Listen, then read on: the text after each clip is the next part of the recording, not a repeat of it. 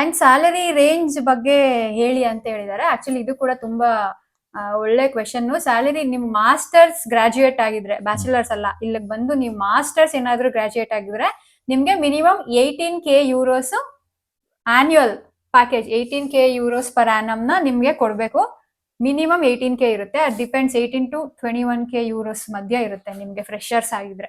ಅದಾದ್ಮೇಲೆ ನಿಮ್ಗೆ ಎಕ್ಸ್ಪೀರಿಯನ್ಸ್ ಆದ್ರೆ ಗ್ರಾಜುಯಲಿ ಅದು ಇನ್ಕ್ರೀಸ್ ಆಗುತ್ತೆ. ಫಾರ್ ಎಕ್ಸಾಂಪಲ್ ನಿಮ್ಗೆ ಏನಾದ್ರು 4-5 ವರ್ಷ ಎಕ್ಸ್ಪೀರಿಯನ್ಸ್ ಇದ್ರೆ in between 26 to 35, 32, 33, 35 4 to 5 experience, 4 to 5 years experience ಇದ್ರೆ ಇನ್ ಬಿಟ್ವೀನ್ 25 to 35. ಇದು ಹೇಗ್ ಡಿಪೆಂಡ್ ಆಗುತ್ತೆ ಅಂದ್ರೆ ನೀವು ಇಂಟರ್ವ್ಯೂ ಅಲ್ಲಿ ಹೇಗ್ ಅಟೆಂಡ್ ಮಾಡಿದ್ರೆ ಅಂಡ್ ಕಂಪನಿ ನೀವು ಆಮೇಲೆ ನಿಮ್ ರೋಲ್ ಏನು ಅನ್ನೋದ್ರ ಮೇಲೆ ಈ ಬಿಟ್ವೀನ್ ಅಲ್ಲಿ ನಿಮ್ಗೆ ಕೆಲಸ ಸಿಗುತ್ತೆ. ಅದೇ ಆಮೇಲೆ ಕಂಪೇರ್ ಮಾಡಿದ್ರೆ ಇಟಲಿಯಲ್ಲಿ ಇಂಡಿಯಾಗೆ ಕಂಪೇರ್ ಮಾಡಿದ್ರೆ ಒಳ್ಳೆ ಅದೇ ಇವಾಗ ನಾವ್ ಹೇಳಿದ್ವಲ್ಲ, ಇದ್ರ ಮೇಲೆ ನೀವೇ ಕ್ಯಾಲ್ಕುಲೇಟ್ ಮಾಡ್ಕೊಳ್ಳಿ. ಇವಾಗ ನೀವೇನಾದ್ರೂ ಇಂಡಿಯಾಲಿ ವರ್ಕ್ ಮಾಡ್ತಾ ಇದ್ರೆ ನಿಮ್ಗೆ ಎಷ್ಟು ಸ್ಯಾಲರಿ ಬರುತ್ತೆ ಇನ್ ಬಿಟ್ವೀನ್ ಇದನ್ನ ಮಾಡಿ. ಆಮೇಲೆ ಸೇವಿಂಗ್ಸ್ ಬಗ್ಗೆನೂ ಹೇಳಿದ್ದಾರೆ. ಸೊ ನನ್ನ ಕೇಳಿದ್ರೆ ಇಂಡಿಯಾಗೆ ಕಂಪೇರ್ ಮಾಡ್ಕೊಂಡ್ರೆ ಇಟಲಿನಲ್ಲಿ ಸ್ಯಾಲರಿ ಜಾಸ್ತಿನಾ ಅಂತಂದ್ರೆ ಇಲ್ಲ ಅಂತಾನೆ. ಅಲ್ಲ ಅಂದ್ರೆ ಡೂಡ IT ಇಲ್ದೇ ಇರ್ಬೋದು, ಬೇರೆದಕ್ಕೆ ಅಂದ್ರೆ ಬೇರೆದಕ್ಕೆ ಆಬ್ವಿಯಸ್ಲಿ ಲ್ಯಾಂಗ್ವೇಜ್ ಬೇಕಾಗಿಲ್ಲ. ಇಲ್ಲ ಇಂಡಿಯಾ ಕಂಪೇರ್ ಮಾಡ್ಕೊಂಡ್ರೆ ಸ್ಯಾಲರಿ ಅಷ್ಟೊಂದು ಇಲ್ಲ ಇಟಲಿಯಲ್ಲಿ. ಆಮೇಲೆ ಮಂತ್ಲಿ ಎಕ್ಸ್ಪೆನ್ಸಸ್ ಏನಾಗುತ್ತೆ, ಮಿನಿಮಮ್ 25,000 ಅಂತೂ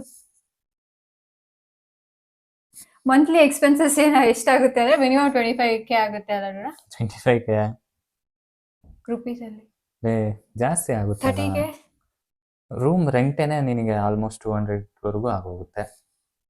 30 to 35, 32 ಆಕ್ಚುಲಿ ಇವಾಗೆಲ್ಲ ಜಾಸ್ತಿ ಆಗೋಗಿದೆ ಆಯ್ತಾ, ತುಂಬಾ ಜಾಸ್ತಿ ಆಗೋಗಿದೆ. ನಾವು ಬಂದಾಗ ಮಿಲ್ಕ್ ರೇಟ್ 60 ರೂಪೀಸ್ ಇತ್ತು ಅಂದ್ರೆ 120 ರೂಪೀಸ್. ಸೊ ಡಬಲ್ ಆಗೋಗಿದೆ ಇನ್ಫ್ಲೇಷನ್ ಆದ್ಮೇಲೆ.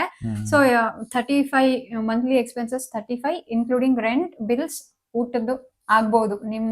ಅಗೇನ್ ನಿಮ್ಗೆ ಸಪರೇಟ್ ರೂಮ್ ಬೇಕು, ನಿಮ್ ಸಪರೇಟ್ ಮನೆ ಬೇಕು ಅಂತ ಅಂದ್ರೆ ಲಕ್ಷಗಳಲ್ಲಿ ಆಗುತ್ತೆ. ನೀವು ಒಂದ್ ರೂಮ್ ಅಲ್ಲಿ 2-3 ಜನ ಶೇರ್ ಮಾಡ್ತೀರಾ ಅಂತೆಲ್ಲ ಅಂತಂದ್ರೆ ಈ ರೇಂಜ್ ಅಲ್ಲಿ ಬರ್ಬೋದು. ಯೂಶಲಿ ಹಂಗೆ ಇರ್ತಾರೆ ಇಲ್ಲಿ ಬಂದವರೆಲ್ಲ, ಒಂದ್ ರೂಮ್ ಅಲ್ಲಿ 2-3 ಜನ ಇರ್ತಾರೆ students. Part time job salary, types of part time jobs explain ಮಾಡಿ. ಇಟಲಿಯಲ್ಲಿ ಪಾರ್ಟ್ ಟೈಮ್ ಜಾಬ್ಸ್ ಅಂತಂದ್ರೆ ಮ್ಯಾಕ್ಸಿಮಮ್ ಫುಡ್ ಡೆಲಿವರಿ ಜಾಬ್ಸ್ ಮಾಡ್ತಾರೆ. ಅದು ಬಿಟ್ರೆ ಇನ್ನ ರೆಸ್ಟೋರೆಂಟ್ಸ್ ಗಳಲ್ಲಿ ಡಿಶ್ ವಾಷಿಂಗು ಆ ಥರದ್ರಲ್ಲೆಲ್ಲ ಕೆಲಸ ಮಾಡ್ತಾ ಇರ್ತಾರೆ. ಇದು ಏನು ಫುಡ್ ಡೆಲಿವರಿ ಅಂತ ಅಂದ್ರೆ ನೀವು ಆಲ್ಮೋಸ್ಟ್ ಒನ್ ಮಂತ್ಗೆ ಮಿನಿಮಮ್ 400 euros ಅಂತೂ ಮಾಡ್ಬೋದು, ಆರಾಮಾಗಿ ಮಾಡ್ಬೋದು. ಸೊ ಎಷ್ಟು ಫಿಕ್ಸ್ಡ್ ಆಗಿ ಇಷ್ಟೇ ಮಾಡ್ತೀರಾ ಅಂತ ಹೇಳಕ್ಕಾಗಲ್ಲ. ನೀವು ಎಷ್ಟು ಅವರ್ ಮಾಡ್ತಾ ಇದ್ದೀರಾ ಅನ್ನೋದ್ರ ಮೇಲೆ ಡಿಪೆಂಡ್. ನೀವು ಡೈಲಿ 2 hours ಮಾಡ್ತಾ ಇದ್ದೀರಾ, ನೀವು ಡೈಲಿ 5 hours ಮಾಡ್ತಾ ಇದ್ದೀರಾ ಅನ್ನೋದ್ರ ಮೇಲೆ ಡಿಪೆಂಡ್. ಸುಹಾಸ್ ಅದರದ್ದು ಎಕ್ಸ್ಪೀರಿಯನ್ಸ್ ಇದೆ ಫುಡ್ ಡೆಲಿವರಿ ಮಾಡೋದ್ರಲ್ಲಿ. ಸೊ ಇನ್ ಬಿಟ್ವೀನ್ 400 to 600 ನೀವ್ ಹೇಗ್ ಮಾಡ್ತಿರೋ ಅದ್ರ ಮೇಲೆ. ಸೊ ಫಿಕ್ಸ್ಡ್ ಅಂತ ಇರಲ್ಲ. ನಾನು ಆಕ್ಚುಲಿ ಇಲ್ಲಿಗೆ ಬಂದಾಗ ಪಾರ್ಟ್ ಟೈಮ್ ಅಂತ ಅಂದ್ರೆ ಚಿಕ್ಕ ಮಕ್ಕಳನ್ನ ನೋಡ್ಕೊಳ್ಳೋ ಕೆಲಸನ ನಾನು ಮಾಡಿದ್ದೆ. AU ಪೇರ್ ಅಂತ ಅಂತಾರೆ. 2 ಚಿಕ್ಕ ಮಕ್ಕಳು ಇದ್ರು, ಅವ್ರನ್ನ ನೋಡ್ಕೋತಾ ಇದ್ದೆ. ಬಟ್ ಇದ್ರಲ್ಲಿ ಏನು ಅಂತಂದ್ರೆ ನಾನು ಬೇರೆ ಸಿಟಿಗೆ ನನ್ನನ್ನು ಬೇರೆ ಸಿಟಿಗೆ ಕರ್ಕೊಂಡು ಹೋಗ್ಬಿಟ್ಟಿದ್ರು. ಅವ್ರ ಮನೆಯಲ್ಲೇ ಇರ್ಸ್ಕೊತಾರೆ, ಅವ್ರ ಮನೆಯಲ್ಲೇ ಊಟ ಕೊಡ್ತಾರೆ, ಅವ್ರ ಮನೆಯಲ್ಲೇ ರೂಮ್ ಕೊಡ್ತಾರೆ. ಪ್ಲಸ್ ನಿಮ್ಗೆ ವೀಕ್ಗೆ 80 euros ಕೊಡ್ತಾರೆ. ಸೊ 8 4 32, ಸೊ 320 euros ನನ್ಗೆ ಅವಾಗ ಬರ್ತಾ ಇತ್ತು ಮಂತ್ಗೆ. ರೂಮ್ ಊಟ ಎಲ್ಲ ಅವ್ರದ್ದೇ. ಸೊ ಮಕ್ಕಳನ್ನ ನೋಡ್ಕೋಬೇಕು. ಅಂದ್ರೆ ಮಕ್ಕಳಿಗೆ ಸಮ್ಮರ್ ಹಾಲಿಡೇಸ್ ಬಂದಾಗ ಅವ್ರನ್ನ ತೀಟೆ ಜಾಸ್ತಿ ಇರ್ತಾರೆ, ನೋಡ್ಕೊಳ್ಳೋದಿಕ್ಕೆ ಆಗಲ್ಲ, ಯಾರಾದ್ರೂ ಇರ್ಬೇಕು ಅಂತ ಅಂದ್ಬಿಟ್ಟು ಈ ತರ ಆದವ್ರನ್ನ ಅಂದ್ರೆ ಸ್ಟೂಡೆಂಟ್ಸ್ಗಳನ್ನ ತಗೋತಾರೆ ನೋಡ್ಕೊಳ್ಳೋದಿಕ್ಕೆ. ಆಮೇಲೆ job market, travel expense to college. Actually ಸ್ಟೂಡೆಂಟ್ಸ್ಗೆ ಏನು ಒಂದು ಅಡ್ವಾಂಟೇಜ್ ಏನು ಅಂತಂದ್ರೆ ಸ್ಟೂಡೆಂಟ್ಸ್ಗೆ ಎಲ್ಲ ಕಡಿಮೆ ಬೆಲೆಯಲ್ಲಿ ಇರುತ್ತೆ. ನೀವು ಪಾಸ್ ಮಾಡಿಸ್ಕೋಬಹುದು 6 monthsಗೆ ಅಥವಾ 1 yearಗೆ. ಸೊ ಆ ಪಾಸ್ ಫಾರ್ ಎಕ್ಸಾಂಪಲ್ ಅದು ಹೇಳ್ತೀವಿ, 1 yearಗೆ 140 euros ಸ್ಟೂಡೆಂಟ್ ಇದೆ ಅಂತ ಅಂದ್ರೆ ನೀವು ಸ್ಟೂಡೆಂಟ್ ಏನಂತಾರೆ ಆ ಸ್ಟೇಜ್ ನ ದಾಟ್ಬಿಟ್ರೆ ನಿಮ್ಗೆ ಮಂತ್ಲಿ 40 euros ಟ್ರಾವೆಲ್ ಎಕ್ಸ್ಪೆನ್ಸ್ ಇರುತ್ತೆ. ಸೊ ನೀವು ಅಲ್ಲೇ ನೋಡ್ಕೊಳ್ಳಿ. ಸ್ಟೂಡೆಂಟ್ಸ್ಗೆ ಆಕ್ಚುಲಿ ತುಂಬಾ ಕಡಿಮೆ ಇರುತ್ತೆ. ಜಾಬ್ ಮಾರ್ಕೆಟ್ ಹೇಗಿದೆ ಫ್ರೆಶರ್ಸ್ಗೆ? ಆಬ್ವಿಯಸ್ಲಿ ಇಟಲಿ ಅಂತ ಅಲ್ಲ, ನೀವು ಯಾವ್ದೇ ಕಂಟ್ರಿಗೆ ಹೋದ್ರೂ ಫ್ರೆಶರ್ಸ್ಗೆ ಜಾಬ್ಗೆ ತುಂಬಾ ಕಷ್ಟ ಇರುತ್ತೆ. ಸೊ ಇಲ್ಲೂ ತುಂಬಾ ಕಷ್ಟ ಇದೆ, ತುಂಬಾ ಕಷ್ಟ ಇದೆ at present situation. Jobs actually ಜಾಸ್ತಿ ಇಲ್ಲ. ಬೇರೆ ಕಂಟ್ರೀಸ್ ಇಂದ ಎಲ್ಲ ನಮಗೆ DMs ಮಾಡ್ತಾ ಇದ್ದಾರೆ, ಇಟಲಿನಲ್ಲಿ ಕೆಲಸ ಇದೆಯಾ, ಕೆಲಸ ಕೊಡ್ಸಿ ಅಂತ. ಅಂದ್ರೆ ಯುರೋಪ್ ನಲ್ಲಿ ಇರೋರು, ಈವನ್ UK ನಲ್ಲಿ ಇರೋರು ಕೂಡ ಮೆಸೇಜ್ ಮಾಡಿದ್ರು, ಅಂದ್ರೆ ಆಕ್ಚುಲಿ ಇವಾಗ ಎಲ್ಲ ಕಡೆನೂ ಮೇ ಬಿ ಕಷ್ಟ ಇದೆ ಇವಾಗ ಕೆಲಸ. ಅಂಡ್ ಇನ್ನೊಬ್ರು ಆಕ್ಚುಲಿ ಮಾಡಿದಾರೆ, it seems you are not happy staying in Italy, then why can't you move to Germany ಅಂತ. ಆಕ್ಚುಲಿ ನಾವೆಲ್ಲೂ ಹೇಳಿಲ್ಲ ನಾವು ಇಟಲಿಯಲ್ಲಿ ಹ್ಯಾಪಿ ಆಗಿಲ್ಲ ಅಂತ, ನಾವು ತುಂಬಾ ಖುಷಿಯಾಗಿದ್ದೀವಿ. ಜಸ್ಟ್ ಇಲ್ಲಿನ ಸ್ಥಿತಿ ಹೇಗಿದೆ ಅಂತ ನಾವು ಎಕ್ಸ್ಪ್ಲೈನ್ ಮಾಡಿದೀವಿ ಬಿಟ್ಟು ನಾವು ಖುಷಿಯಾಗಿಲ್ಲ ಅಂತ ಏನು ಇಲ್ಲ. ಬಿಕಾಸ್ ನಾವ್ ಇವಾಗ ಲೀಡ್ ಮಾಡ್ತಾ ಇರೋ ಲೈಫ್ ಫ್ಯೂ ಇಯರ್ಸ್ ಬ್ಯಾಕ್ ನಾವ್ ಅದ್ ನಮ್ ಕನ್ಸಾಗಿತ್ತು. ಸೊ ನಾವ್ ಲಿಟರಲಿ ನಮ್ ಕನ್ಸಲ್ಲಿ ನಾವ್ ಇವಾಗ ಇದೀವಿ. ನಾವು ತುಂಬಾ ಖುಷಿಯಾಗಿದ್ದೀವಿ. ಯಾಕೆ ಜರ್ಮನಿ ಮೂವ್ ಆಗಿಲ್ಲ ಅಂತ ಅಂದ್ರೆ ನಾವು ಟ್ರೈ ಮಾಡಿಲ್ಲ ಅಂತ ಇಲ್ಲ, ಆಬ್ವಿಯಸ್ಲಿ ಟ್ರೈ ಮಾಡಿದೀವಿ. ಜರ್ಮನಿ ಅಂತಲ್ಲ, ಬ್ರೆಜಿಲ್ಸ್ ಟ್ರೈ ಮಾಡಿದೀವಿ, ತುಂಬಾ ಕಂಟ್ರೀಸ್ ಟ್ರೈ ಮಾಡಿದೀವಿ. ಆಕ್ಚುಲಿ ಸುಹಾಸ್ಗೆ ಬ್ರೆಜಿಲ್ಸ್ ಅಲ್ಲಿ ಆಲ್ಮೋಸ್ಟ್ ಅವ್ನಿಗೆ ಜಾಬ್ ಕೂಡ ಕನ್ಫರ್ಮ್ ಆಗೋಗಿತ್ತು. ಬಟ್ ಒಂದೇನು ಪ್ರಾಬ್ಲಮ್ ಅಂತ ಅಂದ್ರೆ ಇಬ್ರಿಗೂ ಒಂದೇ ಸಿಟಿನಲ್ಲಿ ಸಿಗೋದು ತುಂಬಾ ಕಷ್ಟ ಆಗ್ತಿದೆ. ಒಂದೇ ಆಬ್ವಿಯಸ್ಲಿ ನಾವು ಬೇರೆ ಕಂಟ್ರಿಗೆ ಹೋಗ್ತೀವಿ ಅಂತ ಅಂದ್ರೆ ಒಂದೇ ಕಂಪನಿಯಲ್ಲಿ ಅಲ್ಲ, ಅಟ್ಲೀಸ್ಟ್ ಒಂದೇ ಸಿಟಿಯಲ್ಲಾದ್ರೂ ನಮಗ್ ಬೇಕಲ್ವಾ. Because at end of the day ನಾವಿಬ್ರು ಒಂದೇ ಮನೇಲಿ ಇರ್ಬೇಕು. ನಾವು ಇವಾಗೂ ಬೇರೆ ಬೇರೆದ್ ಹೋಗ್ಬಿಟ್ರೆ ಅದು ಲೈಫೇ ಅಲ್ಲ ನಮ್ಗೆ ಆಕ್ಚುಲಿ. ಸೊ ಅದಕ್ಕೋಸ್ಕರ. ಅಂಡ್ ಇನ್ನೊಂದು ಮೇನ್ ರೀಸನ್ ಏನು ಅಂತ ಅಂದ್ರೆ ಗೈಸ್, ಒಂದು ಕಂಟ್ರಿಗೆ ಇವಾಗ ಬೇರೆ ಕಂಟ್ರಿಗೆ ಹೋಗಿ ಅಲ್ಲಿ ನಾವು ಸೆಟಲ್ ಆಗಿ ನಾವು ಲೈಫ್ ನ ಲೀಡ್ ಮಾಡೋದು ಅಷ್ಟು ಈಸಿ ಅಲ್ಲ, ತುಂಬಾ ಕಷ್ಟ. ನಾವು ಒಂದು ಹೊಸ ಕಂಟ್ರಿಗೆ ಹೋಗಿ ಅಲ್ಲಿ ಅಡ್ಜಸ್ಟ್ ಆಗೋದು ತುಂಬಾ ಕಷ್ಟ. ಆ ಸ್ಟೇಜ್ ನ ನಾವು ದಾಟ್ಬಿಟ್ಟಿದೀವಿ. ಫ್ರೆಂಡ್ಸ್ ಮಾಡ್ಕೋ, ಕಲಿ, ಲ್ಯಾಂಗ್ವೇಜ್ ನ ಕಲಿ, ಕೆಲಸ ಎಲ್ಲ ಅಂದ್ರೆ ಅದೊಂದು ಸ್ವಲ್ಪ ಕಷ್ಟ ಆಗುತ್ತೆ. ಆ ಸ್ಟೇಜ್ ನ ನಾವು ಆಲ್ರೆಡಿ ದಾಟ್ಬಿಟ್ಟಿದೀವಿ. ಸೊ ಇವಾಗ ನಾವು ಯಾವ್ದನ್ನು ಏನು ಟ್ರೈ ಮಾಡ್ತಾ ಇಲ್ಲ. ನಾವು ಇರೋದ್ರಲ್ಲಿ ನೆಮ್ಮದಿಯಾಗಿರೋಣ ಅಂತ ಇವಾಗ ನೆಮ್ಮದಿಯಾಗಿದ್ದೀವಿ. ಬಟ್ ಪ್ರೀವಿಯಸ್ ಸ್ವಲ್ಪ ಇಯರ್ಸ್ ಬ್ಯಾಕ್ ನಾವು ಟ್ರೈ ಮಾಡಿದೀವಿ. I am already having Italy visa. How to apply for masters? Do I need to follow same procedures? ನನ್ನ ಪ್ರಕಾರ ಸೇಮ್. ನಿಮ್ಗೂ ಯೂನಿವರ್ಸಿಟಿಗೆ ಅಡ್ಮಿಷನ್ ಸಿಕ್ಬೇಕು, ಆಮೇಲೆ ನೀವು ಸ್ಕಾಲರ್ಶಿಪ್ಗೆ ಅಪ್ಲೈ ಮಾಡಬೇಕು. ಅದೇ ಪಬ್ಲಿಕ್ ಯೂನಿವರ್ಸಿಟಿ ಆದ್ರೆ. ಪ್ರೈವೇಟ್ ಆದ್ರೆ ಆಕ್ಚುಲಿ ಈಸಿ ಅನ್ಸುತ್ತೆ ನಿಮ್ಗೆ ಇಲ್ಲೇ ಇದ್ರೆ. ನೀವು ಡೈರೆಕ್ಟ್ ಆಗಿ ಯೂನಿವರ್ಸಿಟಿಗೆ ಹೋಗಿ ಅಡ್ಮಿಷನ್ ಆಗ್ಬೋದೇನೋ ಪ್ರೈವೇಟ್ ಯೂನಿವರ್ಸಿಟಿಗೆ. ಆಕ್ಚುಲಿ ಐಡಿಯಾ ಇಲ್ಲ. ನನಗೆ 31 ಇಯರ್ಸ್ ಇವಾಗ. ನಾನ್ ಮಾಡ್ಬೋದಾ ಮಾಸ್ಟರ್ ಸ್ಟಡೀಸ್? ಪ್ಲೀಸ್ ಹೇಳಿ. ಆಕ್ಚುಲಿ ಅಂದ್ರೆ ಕನ್ಫರ್ಮ್ ಇಲ್ಲ ಗೈಸ್. ಬಟ್ ಏನ್ ಗೊತ್ತಾ, 30 ಇಯರ್ಸ್ ದಾಟ್ಬಿಟ್ರೆ ನಮ್ ಪ್ರಕಾರ ಸ್ಕಾಲರ್ಶಿಪ್ ಕೊಡಲ್ಲ. ಅಂದ್ರೆ ಇಷ್ಟೇ ಎಲಿಜಿಬಲ್ ಏಜ್ ಲಿಮಿಟ್ ಇದೆ. ಮಾಸ್ಟರ್ಸ್ ಮಾಡಕ್ಕೆ ನನ್ನ ಪ್ರಕಾರ 28 ಇಯರ್ಸ್ ಒಳಗಿರ್ಬೇಕು. PhD ಮಾಡಕ್ಕೆ 30 ಇಯರ್ಸ್ ಒಳಗಿರ್ಬೇಕು. ಅಂದ್ರೆ ನಿಮ್ಗೆ ಅಂದ್ರೆ ಮಾಡ್ಬೋದು, ಬಟ್ ಸ್ಕಾಲರ್ಶಿಪ್ಗೆ ಆಕ್ಚುಲಿ ನೀವು ಎಲಿಜಿಬಲ್ ಇರ್ತೀರಾ ಇಲ್ಲ ಅಂತ ಗೊತ್ತಿಲ್ಲ. ಆಕ್ಚುಲಿ ನಾವ್ ಇಲ್ಲಿಗೆ ಬಂದಾಗ ಒಬ್ರು ಯಾರೋ ಫ್ರೆಂಡ್ ಒಬ್ರು ಹಿಂಗ್ ಯಾರೋ ಇದ್ರು ಅನ್ಸುತ್ತೆ, ಅವಾಗ ಕೇಳಿರೋ ನೆನ್ಪು 30 ಇಯರ್ಸ್ ದಾಟ್ಬಿಟ್ರೆ ನಮ್ಗೆ ಸ್ಕಾಲರ್ಶಿಪ್ ಬರಲ್ಲ ಅಂತ. ಸ್ಕಾಲರ್ಶಿಪ್ ಬರೋದೇ ಅಲ್ಲ ಅಂತ ಅಲ್ಲ, 30 ಇಯರ್ಸ್ ಬಂದ್ಮೇಲೆ ಇಲ್ಲಿ ಆಕ್ಚುಲಿ ತುಂಬಾ ಖರ್ಚಾಗುತ್ತೆ. 30 ಇಯರ್ಸ್ ಬಂದ್ಮೇಲೆ ನಿಮ್ಗೆ ಬಸ್ ಪಾಸೇ ನಿಮಗ್ ಬೇರೆ ಇರುತ್ತೆ. ನಿಮ್ಗೆ ಬ್ಯಾಂಕ್ ಅಲ್ಲಿ ಮೇಂಟೆನೆನ್ಸ್ ಫೀಸ್ ಅಂತ ಜಾಸ್ತಿ ಆಗುತ್ತೆ. ಸೊ ತುಂಬಾ ಖರ್ಚಾಗೋಗುತ್ತೆ ಇಲ್ಲಿ 30 ಇಯರ್ಸ್ ನಾವು ದಾಟ್ಬಿಟ್ರೆ. Without doing masters, can I get job out of a country by doing graduation in BCA? ಇದನ್ನ ಆಲ್ರೆಡಿ ನಾವು ಲಾಸ್ಟ್ ವಿಡಿಯೋ ಅಲ್ಲೇನೆ ನಾವು ಹೇಳಿದ್ದೇವೆ. ಪ್ಲೀಸ್ ಅದನ್ನ ನೋಡಿ ನೀವು. ಪ್ಲೀಸ್ ಅದನ್ನ ನೋಡಿ. Pursuing MBA in abroad is worth or not? Okay, ಇದು ವರ್ತ್ ಅಲ್ಲ, ವರ್ತಾ ಇಲ್ಲ ಅಂತ ಹೇಳೋದಕ್ಕೆ ಒಂದು, ನೀವು ಕೆಲಸ ಮಾಡ್ತಾ ಇದ್ದೀರಾ ಅಂತ ಕೇಳ್ತೀರಿ. ನೀವು ಕೆಲಸ ಏನಾದ್ರು ಇಂಡಿಯಾಲ್ ಆಲ್ರೆಡಿ ಮಾಡ್ತಾ ಇದ್ರೆ, ನೀವು ಚೆನ್ನಾಗಿ ದುಡಿತಾ ಇದ್ರೆ, ಪ್ಲೀಸ್ MBA ಮಾಡೋದು ನಿಜವಾಗ್ಲೂ ವರ್ತ್ ಇಲ್ಲ.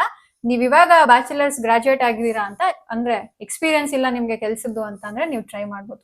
ಕೆಲಸ ಮಾಡ್ತಾ ಇದ್ರೆ ನಿಜವಾಗ್ಲೂ ವರ್ತ್ ಇಲ್ಲ. For EC which major branch can I choose in masters as a major? Actually ಈ ತರ ಕ್ವೆಶನ್ಸ್ ತುಂಬಾ ಬಂದಿದೆ. ನಾವು ಆಲ್ರೆಡಿ ಹೇಳಿದೀವಿ. ಅಂದ್ರೆ ಯೂನಿವರ್ಸಿಟಿ, ನೀವು ಫಸ್ಟ್ ಯೂನಿವರ್ಸಿಟಿ ಯಾವ್ದು ಅಂತ ಚೂಸ್ ಮಾಡಿ ಅದ್ರ ಲಿಸ್ಟ್ ಮಾಡ್ಬಿಟ್ಟು ನೀವು ನೋಡಿದ್ರೆ ಬೆಸ್ಟ್. ಅದೇ ನಮಗ್ ಗೊತ್ತಿರೋದು ನಾವು ಲಾಸ್ಟ್ ಟೈಮ್ ಹೇಳಿದ್ವಿ, ಮಿಲಾನ್ ಯೂನಿವರ್ಸಿಟಿ IT ಗೆ ಚೆನ್ನಾಗಿದೆ, ಅಂಡ್ ಟ್ಯೂರಿನ್ ಯೂನಿವರ್ಸಿಟಿ ಮೆಕ್ಯಾನಿಕಲ್ ಗೆ ಚೆನ್ನಾಗಿದೆ. ಅದ್ ಬಿಟ್ಟು ಬೇರೆ ಯೂನಿವರ್ಸಿಟಿನೂ ಇದೆ. ಬಟ್ ಪ್ಲೀಸ್ ನೀವು ನಿಮ್ ರಿಸರ್ಚ್ ನೀವು ಮಾಡಿ. ಸೊ ಇನ್ನೊಂದು, how to study in correct way ಅಂತ ಹೇಳಿ ಅಕ್ಕ ಪ್ಲೀಸ್ ಅಂತ ಕೇಳಿದಾರೆ. ಆಕ್ಚುಲಿ ಕರೆಕ್ಟ್ ವೇ ಅಂತ ಏನು ಇಲ್ಲ, ಎಫರ್ಟ್ಸ್ ಹಾಕ್ಬೇಕು. ನಾವು ಆಲ್ರೆಡಿ ಹೇಳಿದೀವಿ, ನಮ್ ಎಕ್ಸಾಮ್ ಡೇಟ್ಸ್ ಅನೌನ್ಸ್ ಆದ್ಮೇಲೆ ನಾವು 8 to 10 hours ಓದ್ತಾ ಇದ್ವಿ. ಸ್ಟಾರ್ಟಿಂಗ್ ಇಂದಾನೆ ಆಬ್ವಿಯಸ್ಲಿ ಓದಿಲ್ಲ. ಸೊ ಚೆನ್ನಾಗಿ ಓದಿ.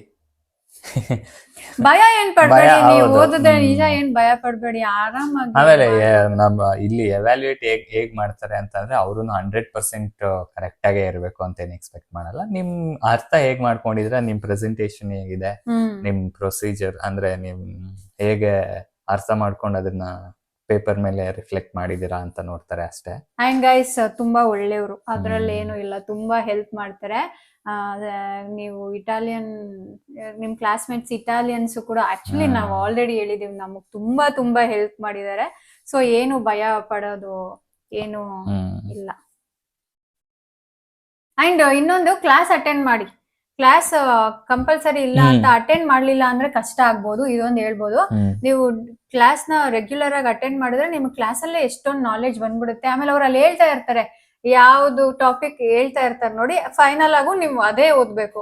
ನೀವು ಅದೇ, ನಿಮಗೆ ನಿಮ್ ಕ್ಲಾಸ್ ಹೋಗಿಲ್ಲ ಅಂದ್ರೆ ನಿಮ್ಗೆ ಏನ್ ಓದ್ಬೇಕು ಅಂತಾನು ನಿಮ್ಗೆ ಐಡಿಯಾ ಇರಲ್ಲ. ಸೊ ಕ್ಲಾಸ್ಗೆ ಅಟೆಂಡ್ ಮಾಡಿ.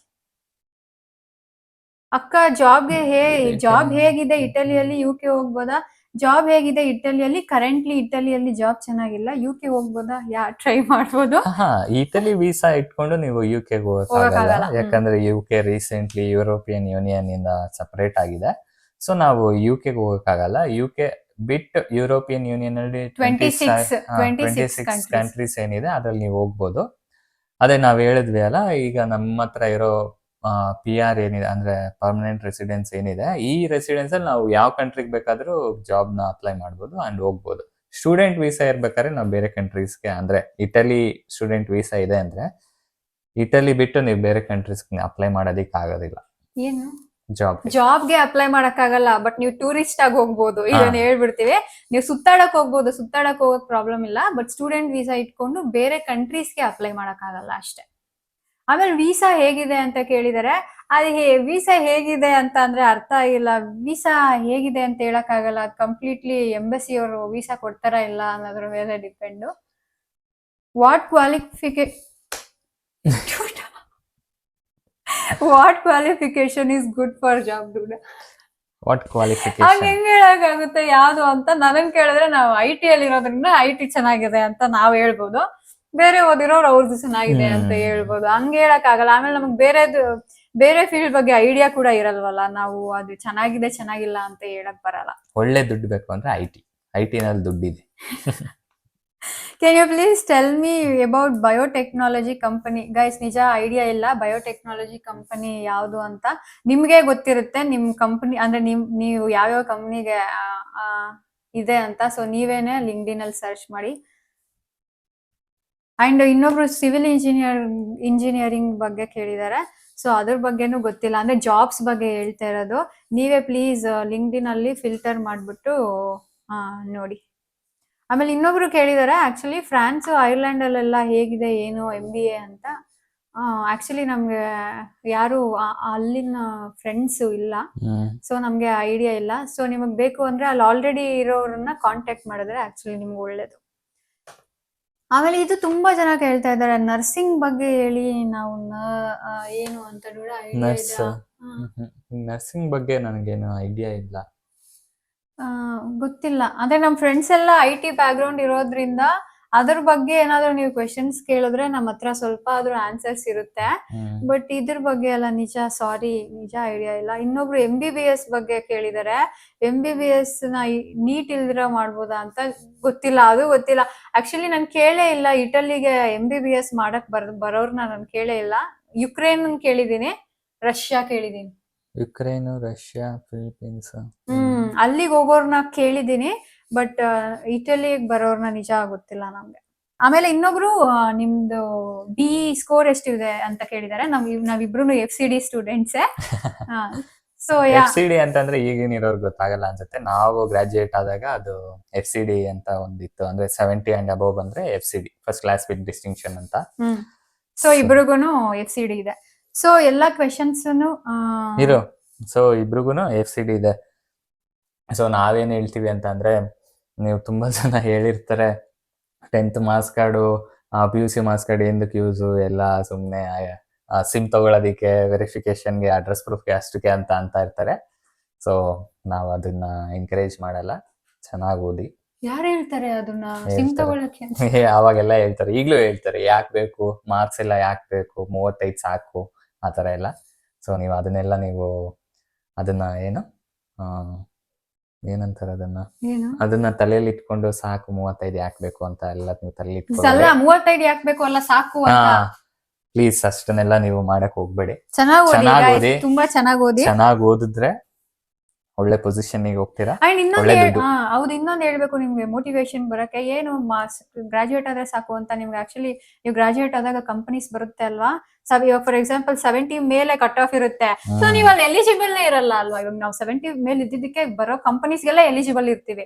ಸೊ ಆತರ ಮಾರ್ಕ್ಸ್ ವೇಸ್ಟ್ ಅಂತ ನಾವೇ ಒತ್ತು ಹೇಳಲ್ಲ. ಪಾಪ ನನ್ನ ಫ್ರೆಂಡ್ ಒಬ್ಬ ಇದ್ದ, ಅವ್ನ್ ಬಿ ನಲ್ಲಿ ತುಂಬಾ ಅಂದ್ರೆ ತುಂಬಾ ಚೆನ್ನಾಗಿ ಓದ್ತಾ ಇದ್ದ, ತುಂಬಾ ಚೆನ್ನಾಗಿತ್ತು ಪರ್ಸೆಂಟೇಜ್. ಬಟ್ ಅವ್ನ್ 10th ಅಲ್ಲಿ 60 ಸಮಥಿಂಗ್ ಇತ್ತು.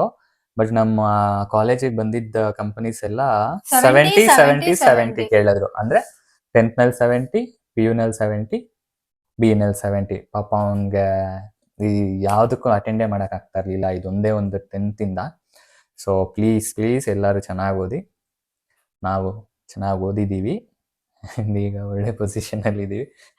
ಅಂದ್ರೆ ಇರೋದ್ರಲ್ಲಿ ಒಳ್ಳೆ ಚೆನ್ನಾಗಿದೀವಿ. ಅಂದ್ರೆ ನಮ್ಗೆ ಏನ್ ಬೇಕು, ಏನಾದ್ರು ಮಾಡ್ಬೇಕು ಅಂತ ಅಂದ್ರೆ ಅದನ್ನೆಲ್ಲ ಮಾಡುವ ಶಕ್ತಿ ನಮ್ಮಲ್ಲಿ ಇವಾಗ ಸದ್ಯಕ್ಕಿದೆ. ತುಂಬಾ ಚೆನ್ನಾಗಿದ್ದೀವಿ ನಾವು. ಸೊ ಚೆನ್ನಾಗಿ ಓದಿ ನಾವು ಈಗಿರೋ ಪೊಸಿಷನ್ ಗೆ ಕಾರಣ ಅಂದ್ರೆ ನಾವು ಚೆನ್ನಾಗಿ ಓದಿದೀವಿ. ಚೆನ್ನಾಗಿ ಓದಿದ್ರೆ ಚೆನ್ನಾಗಿರ್ತೀರ. ಓಕೆ ಗಾಯ್ಸ್, ಇಷ್ಟು ಕ್ವೆಶನ್ಸ್ ಆಕ್ಚುಲಿ ಬಂದಿದ್ದು. ಸೊ ನನ್ನ ಪ್ರಕಾರ ಇವಾಗ ಇಷ್ಟು ಪ್ರೀವಿಯಸ್ 3 ವಿಡಿಯೋಸ್ ಇದೆಯಲ್ಲ, ಪ್ಲಸ್ ಇವಾಗ ಈ ವಿಡಿಯೋ ಹಾಕ್ತಿವಿ ಅಲ್ವಾ. ಸೊ ಆಲ್ಮೋಸ್ಟ್ ಎಲ್ಲಾ ಕ್ವೆಶನ್ಸ್ನು ನಾವು ಕವರ್ ಮಾಡ್ಬಿಟ್ಟಿದೀವಿ. ಅಂದ್ರೆ ಏನು ಉಳ್ಸಿದೀವಿ ಅಂತ ಏನು ಇಲ್ಲ, ನಾವ್ ಎಲ್ಲ ಹೇಳ್ಬಿಟ್ಟಿದೀವಿ ಅಂತ ಅನ್ಸುತ್ತೆ. ಇದ್ ಬಿಟ್ಟು ನಿಮ್ಗೆ ಏನಾದ್ರು ಇದ್ರೆ ಪ್ಲೀಸ್ ಕಮೆಂಟ್ ಮಾಡಿ, ಅಲ್ಲೇ ಆನ್ಸರ್ ಮಾಡಕ್ಕೆ ನಾವು ಟ್ರೈ ಮಾಡ್ತೀವಿ. ಸೊ ಇಲ್ಲಿಗೆ ಈ ವಿಡಿಯೋನ ಮುಗಿಸೋಣ. ಹೋಪ್ ನಿಮ್ಗೆ ಈ ವಿಡಿಯೋ ಇಷ್ಟ ಆಗಿದೆ ಅಂತ, ಸ್ವಲ್ಪ ಜನಕ್ಕಾದ್ರೂ ಯೂಸ್ಫುಲ್ ಆಗುತ್ತೆ ಅಂತ ಅನ್ಕೊಂಡಿದೀವಿ. ಆದ್ರೆ ನಿಜವಾಗ್ಲೂ ನಮ್ಗೆ ತುಂಬಾ ಖುಷಿ ಆಗುತ್ತೆ. ಓಕೆ, ಇಲ್ಲಿಗೆ ವಿಡಿಯೋನ ಮುಗಿಸ್ತಾ ಇದೀವಿ. ಇಷ್ಟ ಆಗಿದ್ರೆ, ಈ ವಿಡಿಯೋ ಏನಾದ್ರೂ ಇಷ್ಟ ಆಗಿದ್ರೆ ಪ್ಲೀಸ್ ಲೈಕ್ ಮಾಡಿ, ಶೇರ್ ಮಾಡಿ, ಸಬ್ಸ್ಕ್ರೈಬ್ ಮಾಡಿ, ಅಂಡ್ ಜಾಸ್ತಿ ಪ್ರೀತಿ ಮಾಡಿ. ಮತ್ತೆ ಇನ್ನೊಂದು ವಿಡಿಯೋ ಸಿಗ್ತೀವಿ. ಅಲ್ಲಿವರೆಗೂ ಬಾಯ್ ಬಾಯ್.